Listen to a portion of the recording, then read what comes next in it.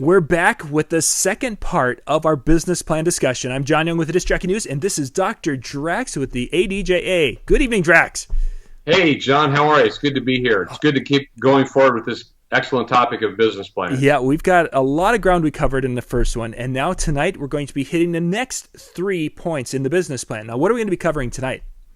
Products and services, market analysis summary, as well as strategy and implementation summary. Oh, very key elements. Very key with the business plan. And initially, when we recorded this, we recorded it as one large, long show. And we decided to break it up into 3 segments. So, Drax, let's get to the show tonight. Let's do it. Sure. Okay, so we've gotten through our summary. We've just gone through our company, kind of identifying and really just putting the overall view of our company, the physical structure. But now what's Section 3? Section 3 really is about products and services. It deals with what it is you do.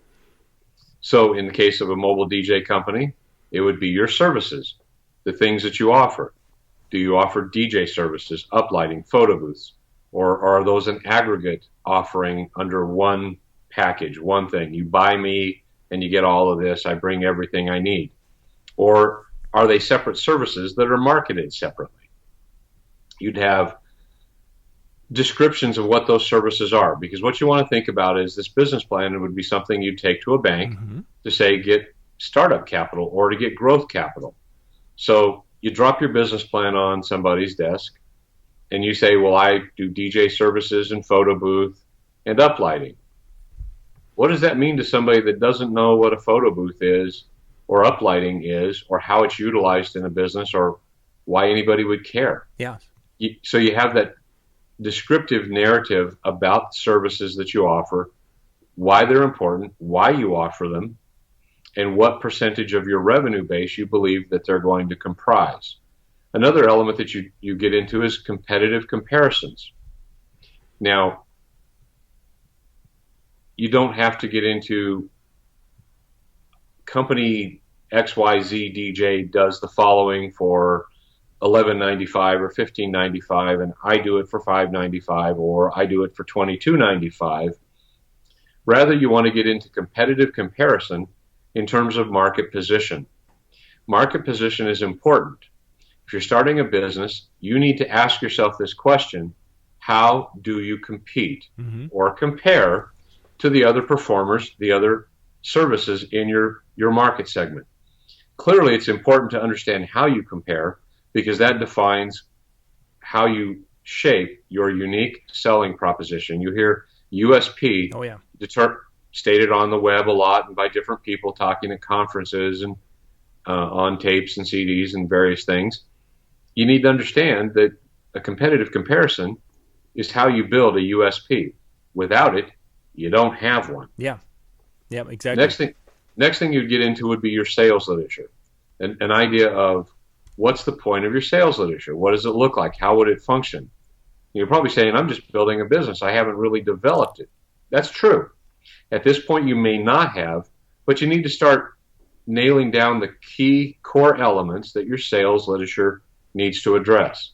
That means you've identified market opportunity, and it means you've addressed how your service is going to best meet the needs of that market opportunity. Next, you're going to come into sourcing and fulfillment. A lot of that has to do with, if you were running a multi-system company, well, I can do 20 events. How do you source that? Yeah. I have 10 employees and I have 10 contractors that work for me from time to time based on rise and fall of my workflow. So that's the sourcing and that's the fulfillment. In a manufacturing mechanism, it'd be I buy widgets from company A, I do something to it, and I market it into company B or fulfill it. Or I buy it from company A and I put it in a box with my name on it and sell it to company B. Next thing you want to talk about is technology. How does technology impact your business? How do you utilize technology to make you better? An example is in the ADJA, I utilized technology to harness its power to allow us as a very small manpower company to do a lot more than we could have otherwise. Without technology, it would take 6 or 7 people to run the office. Yeah. For example, right now, a person signs up and joins the ADJA. A member report is automatically generated, which goes to a fulfillment center that automatically produces a member packet with a certificate, a member card, appropriate literature, and address label. That all is handled all automatically. Mm-hmm. All gets done automatically, and the fulfillment center does this for hundreds of companies. So that's a process where technology has benefited us.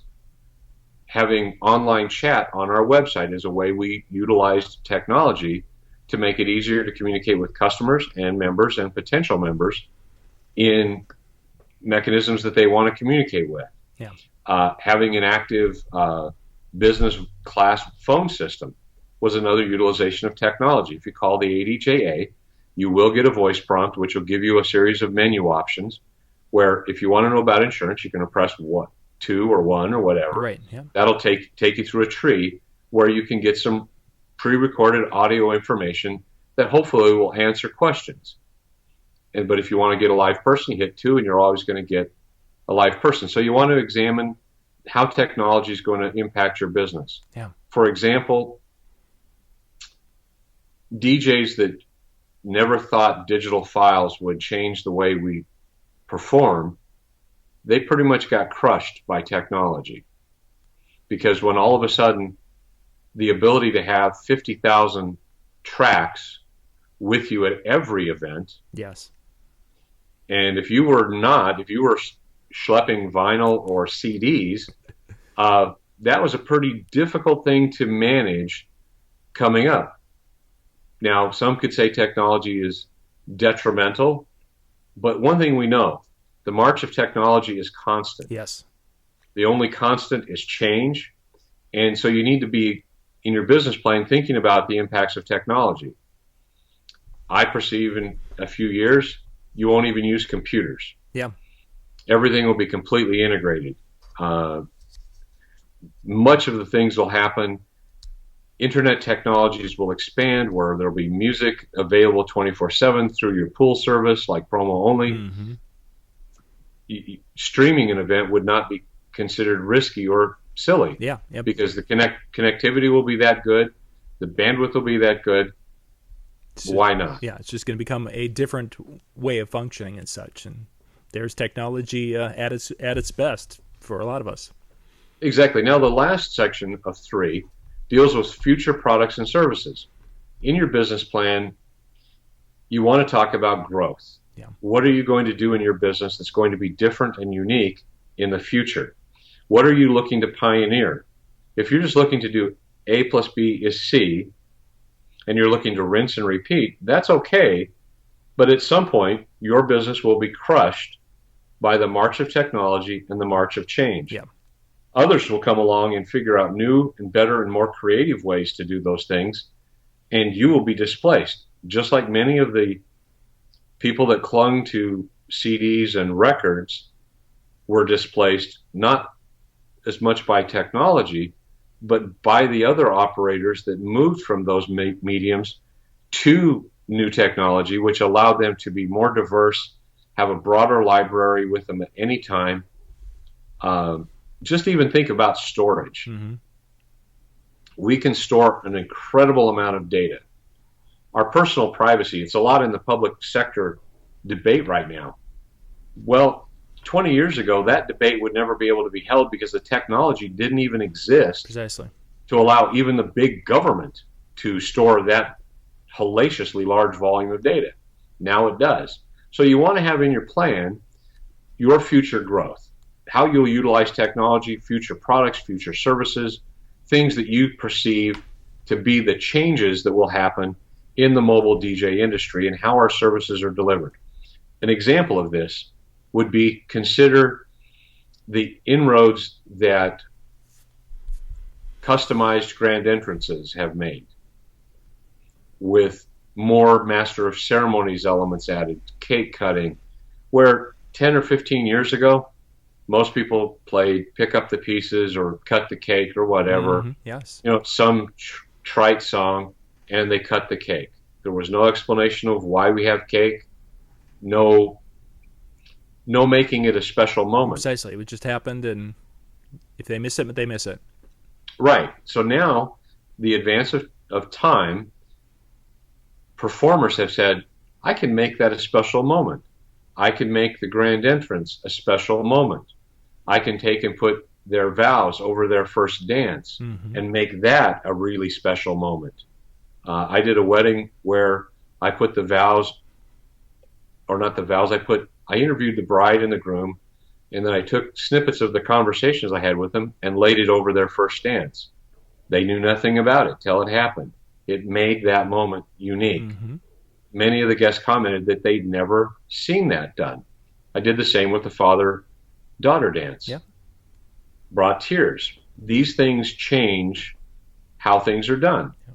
I'm sure other DJs, if they were in the audience, would go, if they hadn't heard of that or seen that, they'd go, well, that was pretty cool. I'm going to try to do that myself. And so that's how technology and future development changes what we have to do. Yeah. I started doing the voiceover of the dances back in early 1994, 95, about the time Jerry Maguire came out. There were some songs with bits from the movie over, and I thought, well, that's pretty cool. Changed the whole meaning of the song, and it just hit me. Why don't I do that for their dance and put something cool in it, their conversation, and make that cool? Now, I'm not going to claim I pioneered it or I was the first, because I'm not arrogant enough to think someone else in another part of the world or the country didn't also have similar inspiration, because that's humanity. Yeah. We all do. So that's kind of segment 3. Yeah. So 4 is the one that you've heard me talk about most as we've talked about these other elements, and that's your market analysis summary. Yep, we've talked about this. That's actually when we started this, we alluded to it, and then we dug into it in our second show. Exactly. And we did that out of sequence because we wanted to give people some motivation to get busy, to start doing some of the work. In market analysis, really, again, think of this, you're going to go get money. What does it tell the banker or the financier that you know about your market? Are you just a guy that wants to do something, or do you actually understand your market in terms of what the need is, who wants that need, and who will buy that product, who will fill that need, how will it be filled? So you want to look at market segmentation. In the first episode, we talked about, I asked a question, how many marriage licenses were issued in your service area? Then we talked about how many high schools in your service area, what the average population, how many companies. Those things are all about market segmentation if you're offering what we call a broad range DJ service, where you do a variety of types of events. If you do weddings only, well, what you would now do is you'd focus on the segment of weddings. Now you'd say a wedding's a wedding's a wedding. No, it isn't. You would then define that to, do I want to only do large religious weddings? Do I only want to do small religious weddings? Do I want to do secular weddings? Do I want to do all the above? Do I want to do same-sex weddings? And in fact, with the changes in political climate, that would be, if you were a wedding-only DJ, you'd now have at least 2 market segments to consider. Straight weddings and same-sex weddings. And those market segments would have different needs, different marketing requirements, and different service requirements. So you'd want to have those. Now you need to look at market needs and trends. We talked in the first one about knowing how many venues are in your market, how many wedding licenses are issued. And if you're tracking that each year, don't just find it one year and say that's it. Track that every year, because as you see those numbers rise or fall, those are predictive indicators of what's going to happen. Now here's another clue. Know the population of your high schools. You're probably wondering why you'd want to know that. Actually, I had a good friend who was a stats monkey that just loved digging into this. So I know where you're going, but go ahead. This is good information. Well, if you know the senior high population today, that largely tells you who's getting married 4 to 6 years from now. On an average, it's nothing cast in stone, but if you see the population of the high school declining, well, that's a pretty good indicator, barring a lot of people moving into your market, of marriage licenses declining. Mm-hmm. So that's another element of market trends. Am I in a growth market? Phoenix is a growth market. A lot of people are moving here. They typically come here in December and January, because they want to get out of that Minnesota cold. Yep. They come here, and then by usually, about July, when it gets 115, 120, they're kind of rethinking that. But nonetheless, Phoenix is largely viewed as a growth market. You need to know if your city or your service area is rising or falling. You might live in a small town. It was so funny. I talked to a DJ. I think I mentioned this before. He was telling me how he couldn't get his price in his market because it was small. And we're talking, and I found out, he's like 40 miles from Indianapolis. Mm-hmm. Hello? Are you saying you're not going to drive another 10 miles to be in Indianapolis and service that market? Mm-hmm. Yes. Of course. So what you need to look at is what your market size is and its trend. You need to know if it's growing. Is it going up or is it down? Mm-hmm.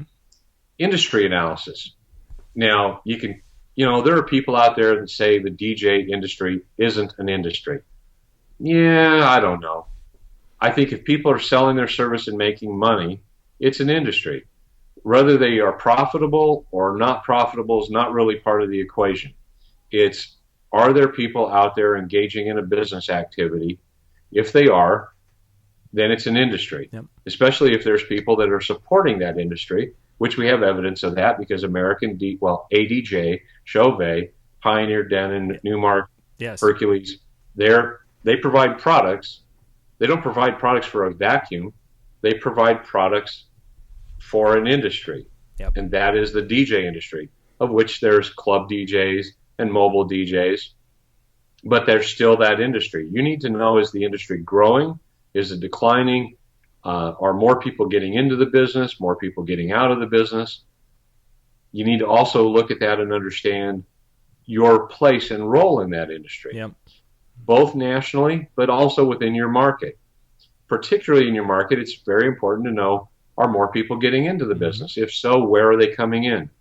Are they coming in at the high end, coming in at the low end, coming in at the middle because they think that's, Little Miss Muffet and not Little Miss Muffet, Little Red Riding Hood, and the porridge is just right? You need to know about those things. Now you need to know who the industry participants are. On the national scale, that's a little less important. On the local scale, you need to know who else is in your market. What are their businesses like? What do they look like they're doing? How are they performing? Yeah. And this now starts to give you a distribution pattern. If you find out how many venues there are and how many events each venue states that they're typically doing in a year, that's going to give you an idea. And if you look at how many DJs there are, that's going to start to give you the development of a distribution pattern. You're going to look at how many you're doing. If you're just starting out, the answer is 0. Mm-hmm. But as you network through ADJA local chapters and with colleagues at the Las Vegas DJ show and things, you're going to start to develop local peers. And you're going to start to come to understand what that distribution is. Yeah. Sorry about that. It's really dry here. Exactly. I hear it gets really warm in July. Yeah. We were 106 yesterday. Oh, goodness. At 8 o'clock at night. Oh, my. So when you look at that, now you have to look at competition and buying patterns. Mm-hmm. Competition is not necessarily a bad thing. That's your colleagues, and that's what do they offer that you don't offer? How are you positioned with them? Remember we talked about competitive analysis, competitive positioning. But buying patterns is the other half of that equation, and that deals with the consumer. Yep. How does the consumer choose to buy that goods or services? What do they look for? Now, we all know what they look for, right, John?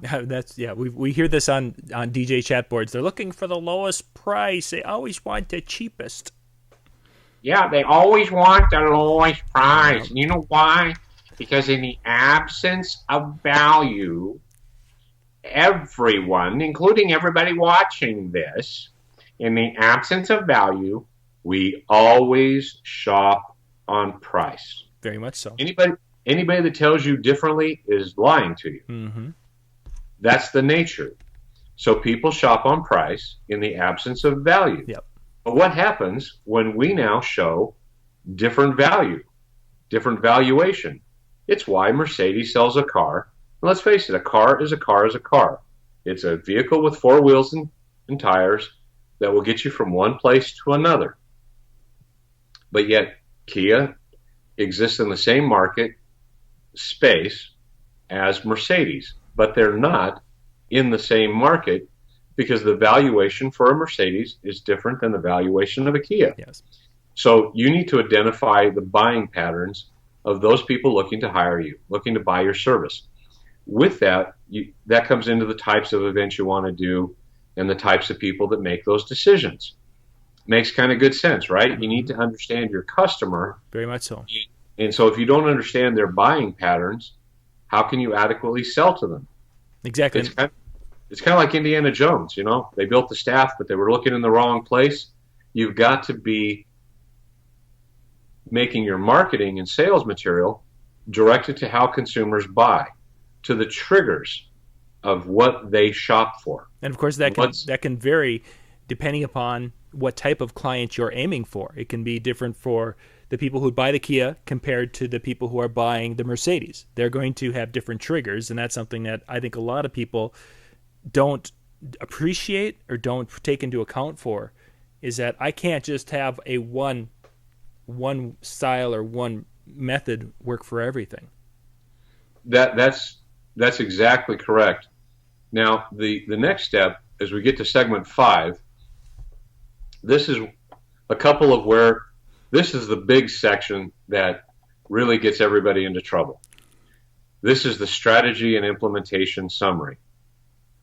This is the action plan. Yeah. This is where you talk about things like strategy pyramids. And what a strategy pyramid means is, think about a pyramid. How do you build a pyramid? You put a set of bricks on the bottom, then you put another set of bricks, and another set of bricks, and another set of bricks, and another set of bricks. The objective with this is you set the base, the foundation. Once you've set that foundation, that's the base of your strategy pyramid. You can have multiple strategy pyramids for different types of events or different types of situations that may evolve. Mm-hmm. So, for example, a strategy pyramid can also be a decision tree. It can be somebody asks you a question. Have you pre-thought how you will answer those questions so that they come off lucid, clear, distinct, and pointfully well taken? Mm-hmm. So now you structure these, because in the event, what's the idea of a pyramid? At the top is the cap, and at the top of that pyramid, don't want to frame that huge nose of mine, but at the top of that cap, we want to be our key element, which is the client buys our service. How do we get there? The next element is what's called a value proposition. Some people will call this a USP. It's not. The USP is a component of the value proposition. The USP is what makes you unique. The value proposition is what defines that you're worth the money. It's what defines you're worth the money. Mm-hmm. Value. Again, everybody shops on price in the absence of value. So what you have to look at that now is, what is your value proposition? For some people, frankly, it's that they're the least priced DJ. Unfortunately, yep. That's their best. Sure. But as a business, that's a legitimate value proposition. Yep. If they've done the other homework, which says, okay, I'm the cheapest priced DJ, but I work 6 days a week and I make $90,000, am I going to argue with his business? Yeah, for surely. Because truly, for every DJ, there's a client, and for every client, there's a DJ, and for every client at a price, there's a DJ at that price. So we should worry less about those that charge less and worry less about those that charge more, and focus on our business. Yeah. When we focus on our business, things work better for us because we're putting our time and energy into what's value proposition to our customers. Mm-hmm. So now you get into what I call the USP. It's also called the competitive edge. What you do differently or better than anybody else in your market. What you bring to the table that is uniquely yours. There's numbers of examples that you can find on those things. I think this is probably one of those topics that we're going to dig into in a future show in a big way, because I think just defining this concept of what makes you different, what makes it so people should hire you, I think is going to be something that we really, really need to dig into, because people don't put enough thought into that, because it's too easy to say, I'm $50 cheaper than Joe over here, so you should hire me. Yep. And that's not really a competitive edge. It can be, but that's a road of diminishing returns, much like as I'm the highest priced DJ in my market isn't a competitive edge. Yeah. Some people think that it is because it says, therefore, I must be the best because I charge the most. And that's a very reasoned, logical line of thinking. But in a competitive market space, that's not really going to impress a customer that you must be the best. Mm-hmm. It may influence them to go, well, okay, if this guy can charge $2,500, 40 events a year, which gets back to our idea, if you're working 40 events at $2,500, that number is much more legitimate than if you're working 25 or 10 events at $2,500 or 20, right. Half as many. Yeah. Because it shows that there's a preponderance of consumers buying your service. Mm-hmm. So that also buttresses that you can't suck. So we'll set that aside for now. The next thing in this is marketing strategy. There's that, we're getting into that part of the business DJs love to ignore. Marketing strategy. Yep. How do you find your customers? Mm-hmm. Where are they? What defines them? How would you know one if you met one on the street without them saying, oh, I'm looking for a DJ. Are you a DJ? Well, you need to have an understanding of what your market strategy is. Yeah.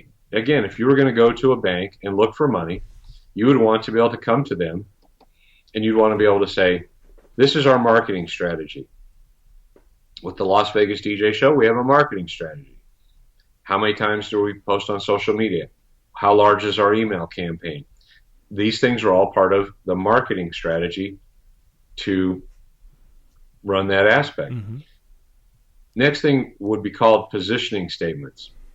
Positioning statements largely start to be defining statements. Positioning statements, they define your position in the market. Pricing strategy. Here we go talking about pricing. We talked already in prior episodes about how you build a cost model, how you build essentially a cost of goods, cost of service. This is where your pricing strategy comes in. Do I want to be the highest in the market, the lowest in the market, in the middle of the market? Where do I want to be? Do I want to have, in my case, I have a flat rate. It's this rate, and I don't upsell tools. I don't upsell services. That's my rate, and that's what I sell. For me personally, that works better. I'm never working for less when a better paying opportunity comes through. Rather, I'm always getting my nut, and I'm always free to use all of the tools and services I have to wow and overwhelm the client with amazing fun. Mm-hmm. But your pricing strategy needs to be figured out. You've got to define why you're going to be at that price. Yep. And it needs to be a little more than, well, that's the price everybody will book me at when they call. The next thing you want to get into is a promotion strategy. Are you going to do any promotions? You'll see a lot of DJs that will bang out against DJs that offer promotions. Say you're at a bridal show and somebody says, book with us today and we're going to give you $50 off or we're going to give you free uplighting. Why do DJs oppose this? It's that person's business. If they want to give away something to book events, you could do it too. Mm-hmm. Your pricing strategy and promotion strategy comes about how you're going to promote your business. And I'm not necessarily saying discount or other things, but Those were the first things that came to mind as clear examples everybody's seen. Yeah, for sure. That fit a promotion model. Radio advertisement, those other mechanisms.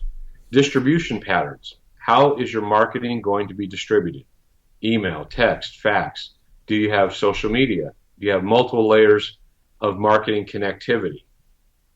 Social media marketing is the big hot word right now. Everybody wants, for the last several years, it's been that way. But most people think that means having a Facebook page and talking about the sandwich they had at lunch versus actually having a distribution plan that everything you post on social media has a point and a purpose, put eyeballs onto your page, which hopefully puts eyeballs onto your website, which puts eyeballs onto your copy, to your text, to your narrative, which puts eyes and ears into wanting to watch your video and wanting to contact you and explore your services. Yeah. Next, you can come into marketing programs. Marketing programs would be, how am I going to reach this potential audience? Am I going to use a postcard mailer program? Am I going to stick solidly with just email? Mm-hmm. What's my marketing program? How much money will I assign to that? Because marketing without money isn't marketing. Yeah, not so much, no. Not so much. You can guerrilla all you want. Yeah. You're only going to get so far without money put behind it. Yeah. Kind of the next part of 5 in this analysis process is the sales strategy. What's your forecast? Simply put, a forecast is, I need to sell 40 parties this year. Mm-hmm. Based on our prior performance, I believe of 30, I believe we can grow to 40. Now, if you're starting out, you can say, I'm going to do 40, and you're going to have to figure out how you get there. Yep. Maybe that's going to be because you're going to set a price point that's less than optimally what you want, but it starts your engine. It starts you getting traction in the marketplace, getting seen by clients, getting seen by other event professionals, having your skills shown off. That becomes an opportunity to get started. But ultimately, even if you're starting from ground zero, you got to have a forecast. Yeah. And that's based on how many weddings are done, how many high schools there are, all this other data we collected that starts to fit into a forecast. I think I can do 20 weddings. I can do 10 school events. I can do a couple Christmas parties. I can do some middle school things. This now develops your forecast. Mm-hmm. The next thing you want to get into is sales programs. How do you sell? What is the manner in which you sell? Do you sell by the phone? Do you sell by personal consultation? How do you do that? Yeah. We'll get into that more in future episodes. Next, you want to look at strategic alliances. The ADJA makes strategic alliances with lots of companies that we think are strategic. Mm-hmm. We have an alliance with the Disc Jockey News. We support the Disc Jockey News Conclave. We advertise in the Disc Jockey News magazine. We support the online virtual training because we think that's a strategic alliance. The Disc Jockey News brings something of great value to us. We hopefully, through like this program which we offer to the Disc Jockey News audience, bring something of value to us, mm-hmm. and we give something valuable back to it. So you look at strategic alliances. Becoming a member of ADJA is part of a strategic alliance. It's part of becoming bonded to your industry, to your association, the Association of the Mobile DJ Industry. It's how you get into a local chapter, build a local chapter, and you now have strategic alliances where it's not like Axis and allies where you're, fighting battles, but rather it's like, wow, I've got a really big opportunity, but I don't have enough equipment. Maybe if I bring one of my networking partners from the local chapter into this event and we do it together, we'll have enough equipment to adequately present it, mm-hmm. to do it well. That's a strategic alliance. It's, hey, I know John Young's a great guy. I can refer work to him when I've got too many events. And when I do that, he's going to do that for me. That strategic alliance is based in reciprocity and based on things that are good for each party. Yeah. A strategic alliance is never when it's only good for one. Yeah. It's only a strategic alliance when it's good for both. The last part of 5 is the part everybody hates. Milestones. What are you going to do and when are you going to do it by? Mm-hmm. If you're going to build a business and you're going to grow a business, you need to say, it's my first year. My goal is to do 15 events this year. I want to do 7 before summer. If this conversation was happening in January, yep. That means to do 7 by summer, I need to do 1.5 or 1.5 every month. And so what it allows you to do is set the milestones, because a goal not written is only a wish. Mm-hmm. When you set a milestone, it becomes a marker. The reason they call them milestones is because when we used to travel back in the day, and you still see them today, only they're in metal, yep. They stick in the ground and they say 435. Well, that says you're 435 miles from the border. It's a mile marker or a milestone. Mm-hmm. It tells you how far you've come or how far you have yet to go. So in our business, these goals that are written down become milestones. They become mechanisms for us to measure. So we have our first event, second, third, fourth, fifth. We maybe set a dollar goal. Mm-hmm. I want to do $50,000 in the first quarter of the year. How do I do that? Well, I've got to sell 50,000 by the first quarter. That's going to tell you you've got to do more than 15,000 every month. So if you're a DJ, let's cut that down to another number. Let's say in the first quarter you want to do $7,500. That says you need to do $2,500 a month. That's largely 1 to 2 parties for the average mobile DJ. If you're a smaller guy, just starting out and you're starting at a lower price point, one that you've done not because it's cheap, but because you've done the market research and know that that's the index from which you can start, then you know you've got to do more to hit that goal.